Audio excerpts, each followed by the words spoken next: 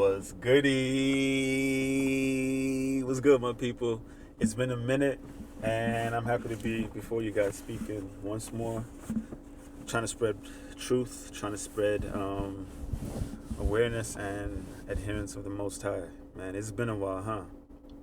It's been a while. Hope you guys are right. Hope you guys doing well. Hope you guys have found that much more truth, knowledge, wisdom, and understanding, and counsel, and guidance since the last time I saw you. But anyways, I wanted to bring this video to strike up this conversation, to bring about this debate, but not so much as debate, but more so just a proving point, you know. Now I'm sure a lot of you guys listening already believe in the Most High. But, regardless, I named this video, Does God Exist? Does God exist? Like I said, you guys are already probably believe in the Most High. But, however, you come across somebody on the street or a coworker or anybody, to be honest, and you get into the conversation, and then they bring about the question, does God exist? A lot of people are going to tell you, no, he's just some sky daddy made to make people feel better. The scriptures were written by people who needed a galvanizing idea or galvanizing ideal in order for people to be obedient and for people to behave. They're going to say something like that. And then you have people who don't really have much of an argument, but just say that this world was brought into existence by, random events within the universe, like the Big Bang or something. And honestly, that's just, if you sit down and think about it, if you sit down and ponder that possibility, it doesn't even really make sense to say that this world was brought out of, randomness, or this world was brought by happenstance, or it just happened to come out like this.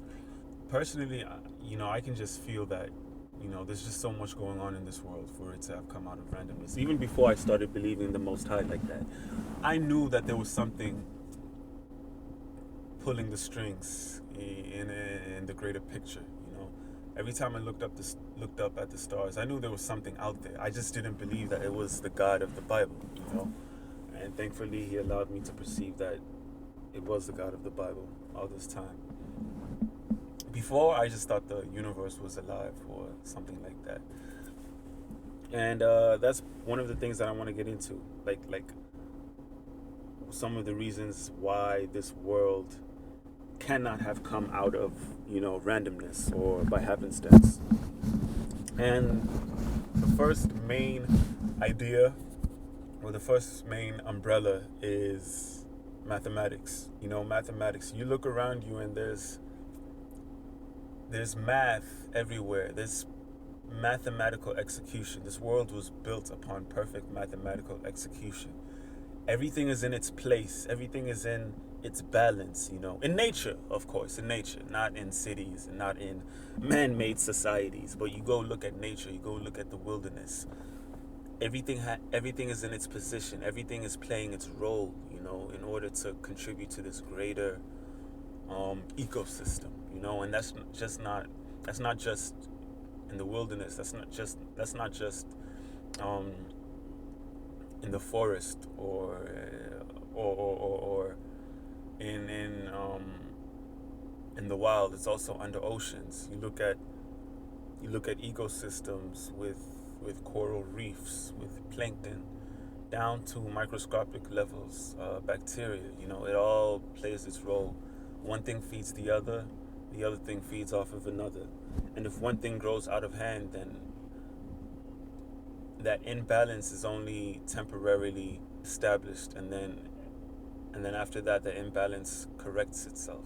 If that makes sense. For example, in the wild, we have lions, we have buffaloes, and we have grass, right? If the lions eat too many cows or too many buffaloes or wild beasts, then the grass grows out of order. The grass grows to become overly dominant. Whereas you have the cows overeat, and then you have too much, and then you have too little grass. There's a greater number in wild beasts. However, that number will go down once the lions start, predating on more on those wild beasts. And then you have too many lions, then that creates an imbalance and a shortage of wild beasts, which in turn, makes the grass overgrow. So there's a connection, there's a relationship in the building structures of the wilderness and in the wild and in nature. Right, and to further elaborate on this point of mathematical execution and perfect balance and thoughtfulness and structure down to the cellular level of living things, I have this. Well, I was fortunate enough to stumble upon this concept, this idea, or more so this fact of creation called the Fibonacci sequence. The Fibonacci sequence. All right, and what this pretty much is a good example of mathematics in nature.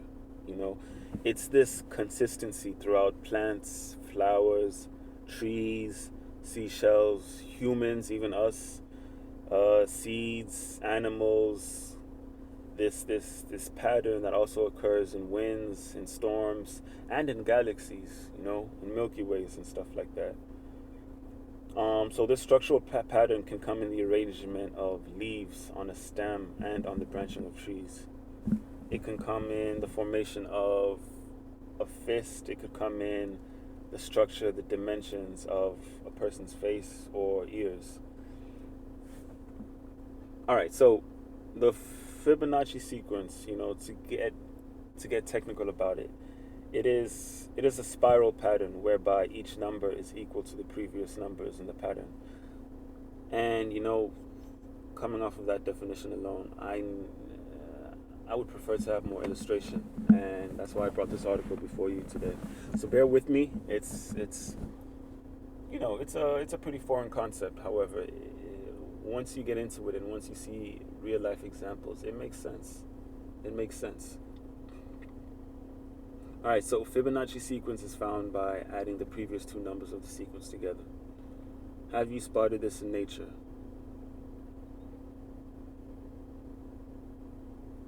All right, let's look at tree branches. All right, let's look at tree branches and how they adopt the Fibonacci sequence. So although we all usually see trees everywhere in our everyday today life, how often have you looked at for the patterns in them? In trees, the Fibonacci sequence begins in the growth of the trunk and then spirals outward as the trees get larger and taller. We also see the golden ratio in their branches as they start off with one trunk, which splits into two, then one of the new branches stems into two, and this pattern continues. So you go outside and check a tree, especially now since a lot of the trees are leafless, and you'll be able to see this pattern. We look at storms. So your eye of the storm is like the 0 or 1 in the Fibonacci sequence. As you go on in the counterclockwise spiral, you find it increasing at a consistent pattern, and this pattern is much like the golden ratio.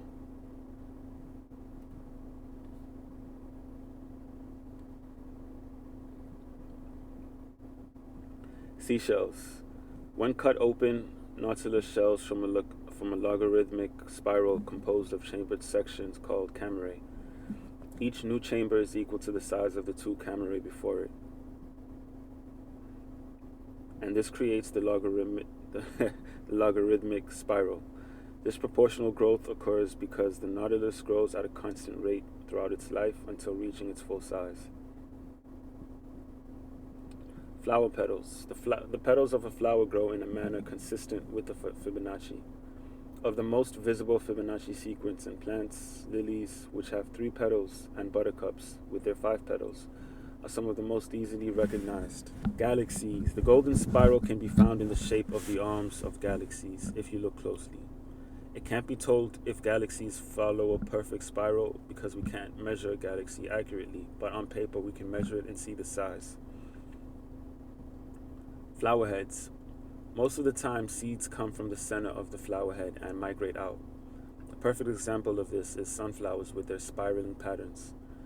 At points, their seed heads get so packed that their number can get extremely high, sometimes as much as 144 and more. When analyzing these spirals, the number is almost always Fibonacci. You are an example of the beauty of the Fibonacci sequence.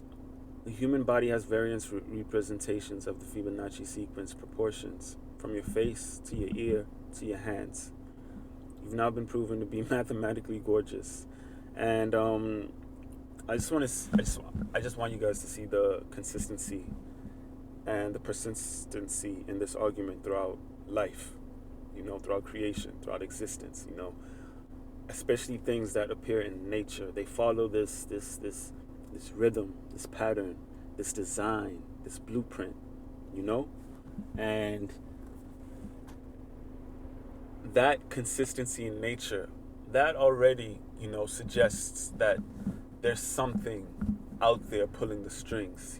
There's something on a higher scale that's coordinating or that's organizing. Like consistency alone just completely obliterates the argument that this earth or creation came from randomness or came out of happenstance.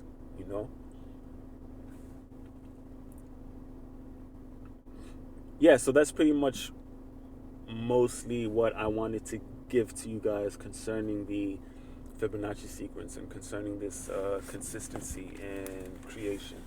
The next argument I wanted to bring concerning the argument of whether God exists was flood myths. The argument of flood myths.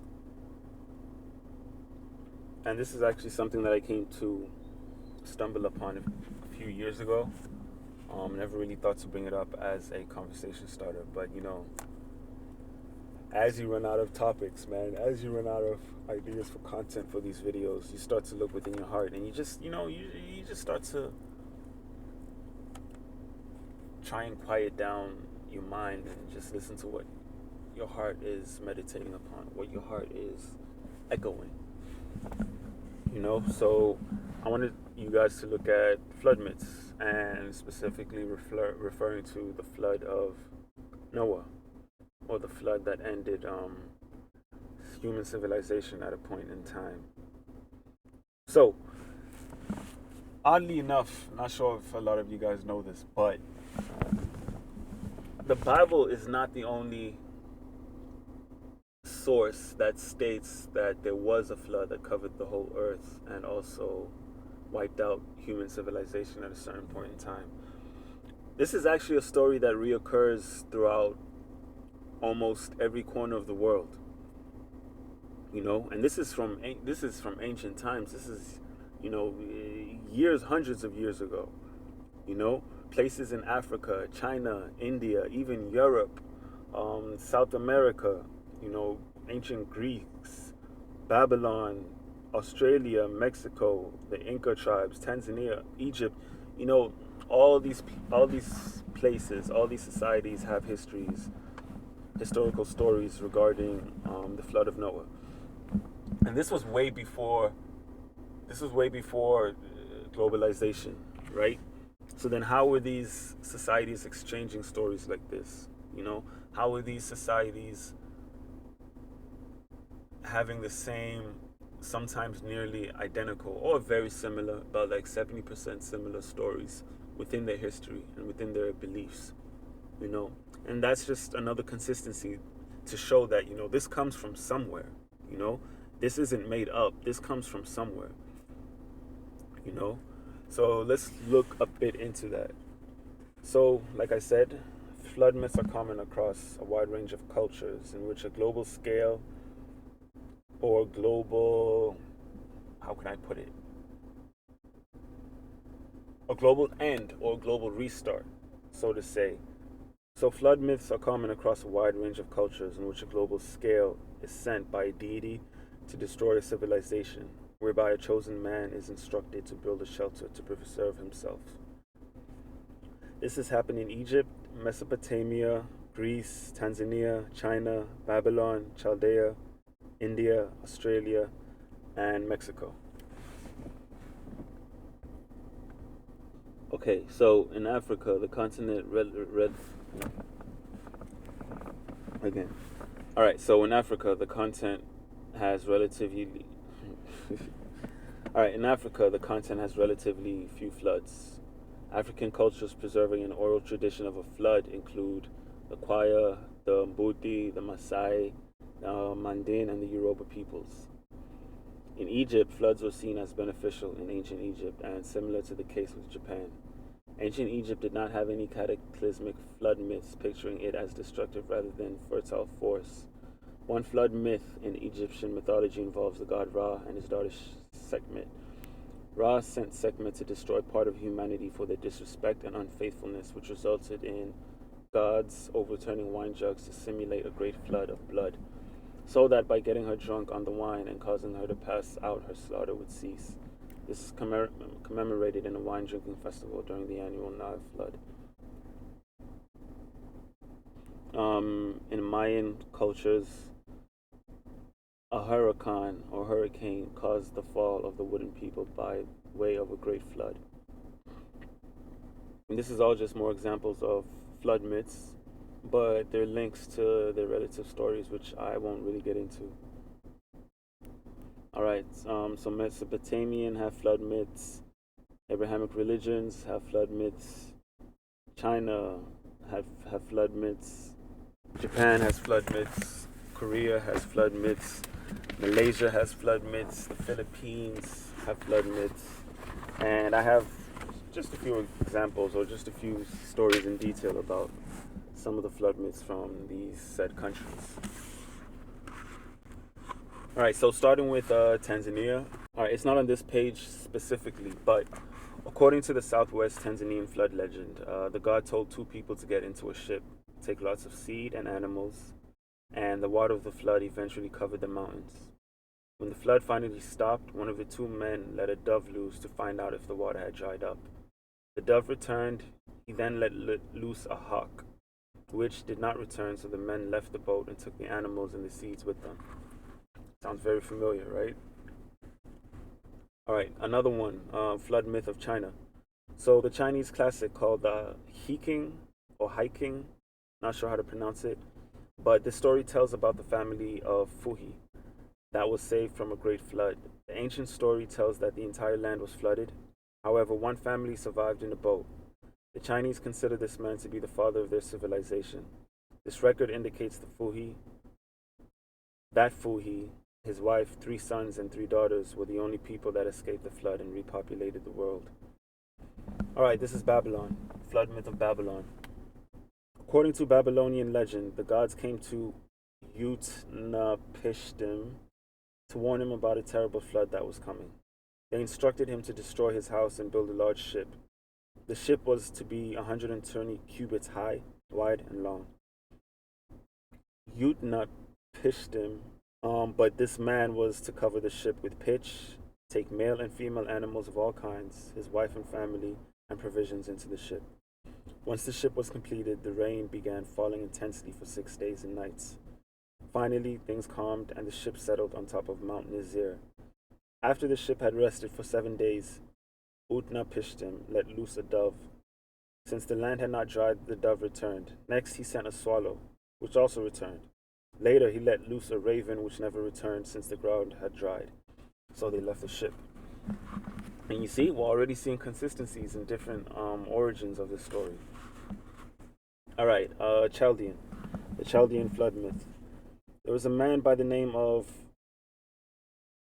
Sisuthros, sorry for my pronunciation, who the god Kronos warned of a coming flood and told him to build a boat. The boat was to be 5 stadia by 2 stadia. I'm guessing stadia is some sort of measurement system.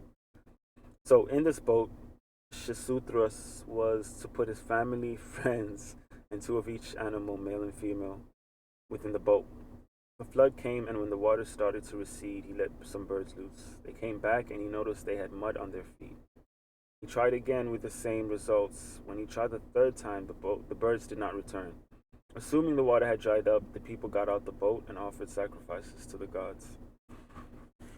Alright, and this is the flood myth of India. Manu, while washing himself, saved a small fish from the jaws of a large fish. The fish told Manu, "If you care for me until I am full grown, I will save you from terrible things to come."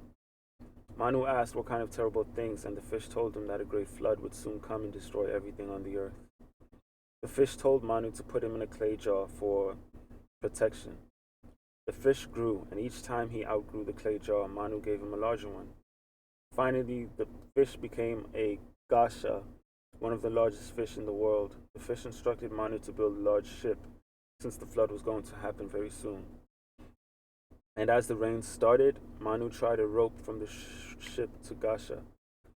The fish guided the ship as the waters rose. The whole earth was covered by water. And when the waters began subsiding, the Gasha led Manu's ship to a mountaintop. Alright, and this is the flood myth of Australia. There is a legend of a flood called the Dreamtime Flood. Riding on this flood was the Ark of Gumana, the Ark of Noah. It was the Ark Gumana. And in the ark was Noah, Aborigines, and various animals, Aboriginal people of Australia. This ark eventually came to rest in the plain of Badu, where it can still be found. A long time ago, this is the flood myth of Greece. A long time ago, perhaps, before the golden age was over, humans became proud. This bothered Zeus, as they kept getting worse. Finally, Zeus decided that he would destroy all humans. Before he did this, Prometheus, the creator of humans, warned his human son Deucalion and his wife Pyrrha. Prometheus then placed this couple in a large wooden chest. The rain started and lasted 9 days and 9 nights until the whole world was covered in floodwater. And the only thing that was not flooded was the peaks of Mount Parnassus and Mount Olympus. The wooden chest came to rest on Mount Parnassus. Deucalion and his wife Pyrrha got out and saw that everything was flooded. They lived on provisions from the chest until the waters subdued. At Zeus's instruction, they repopulated the earth. Alright, so again, we're seeing similarities, we're seeing consistencies in these storylines,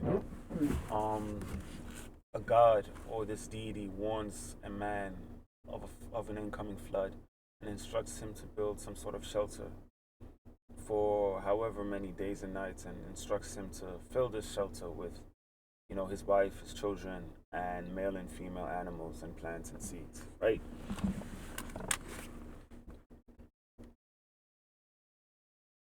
All right, and then we're going to look at two more flood myths, one of Mexico and then of North America. So in Mexico, the Toltec natives have a legend telling that the original creation lasted 1,716 years and was destroyed by a flood, and only one family survived.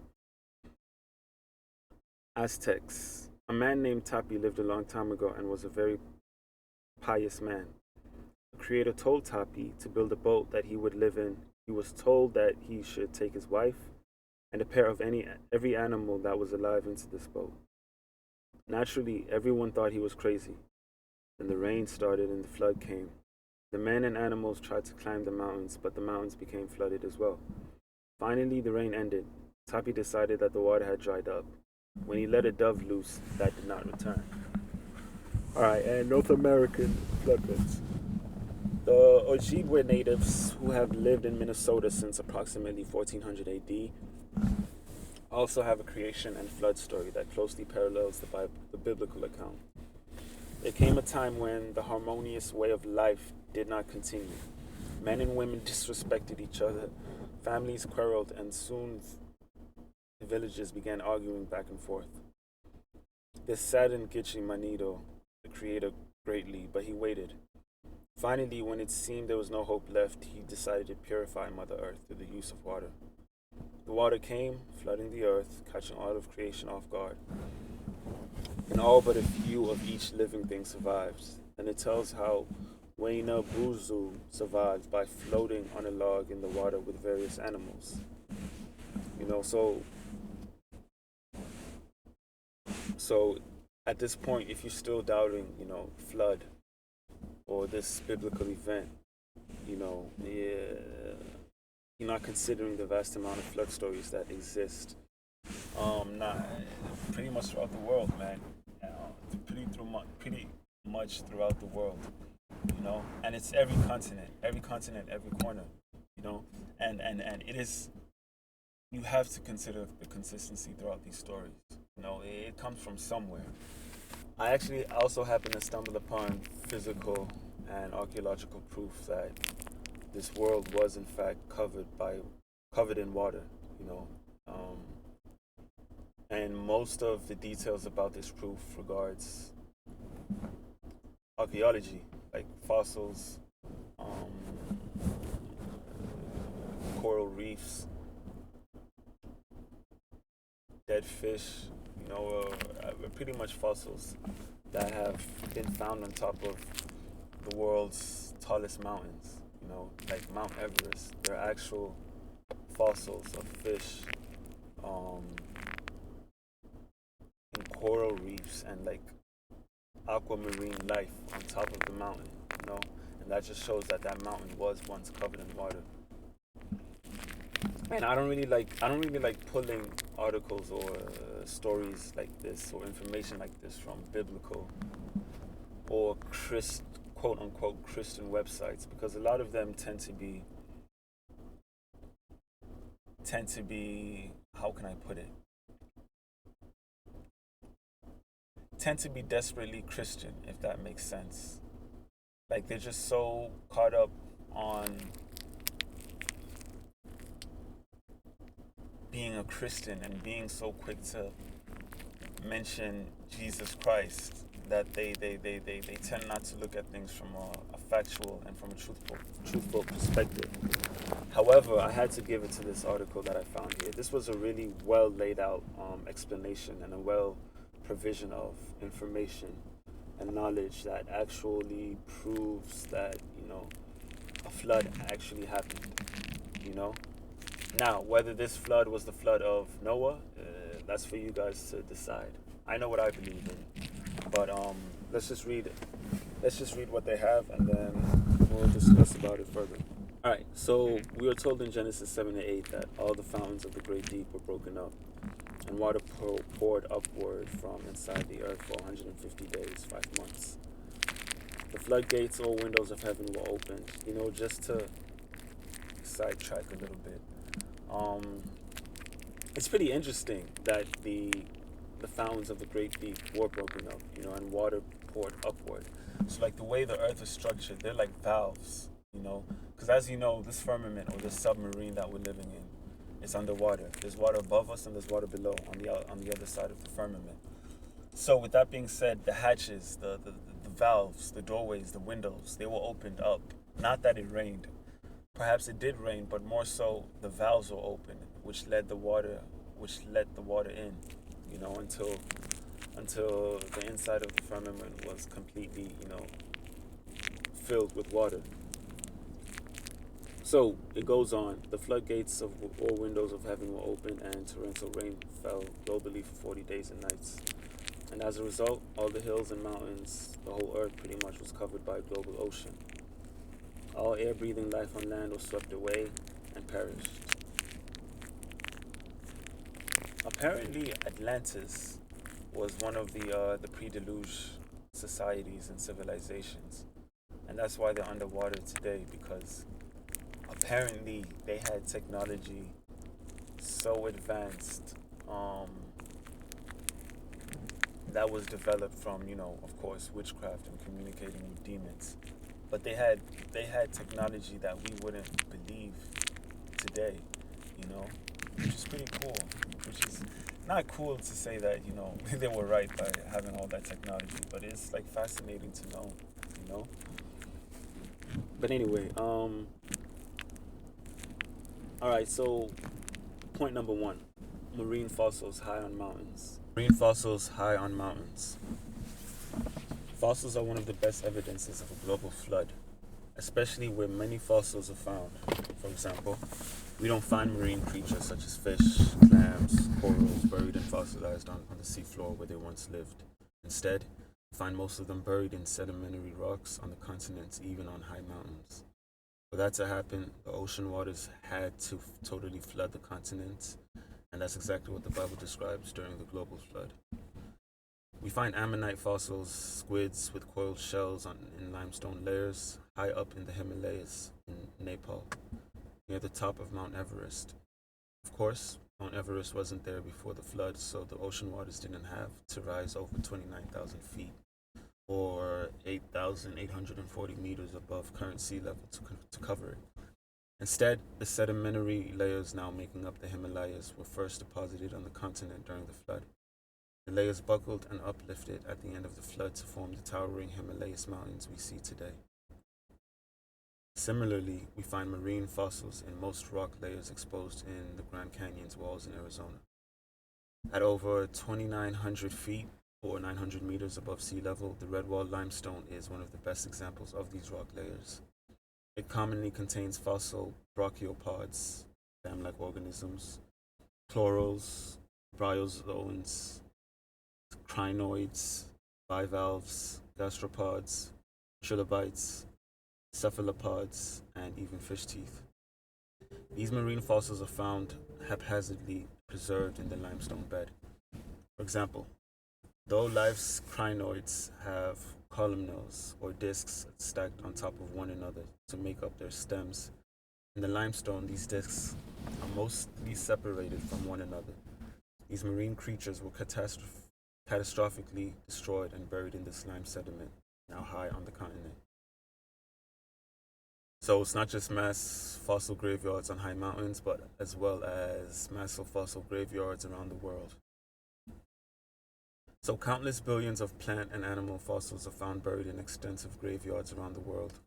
For example, billions of straight-shelled chambered nautiloids of all different sizes are found fossilized with other marine creatures in a 7-foot or 2-meter thick layer within the Redwall limestone of Grand Canyon. Oh.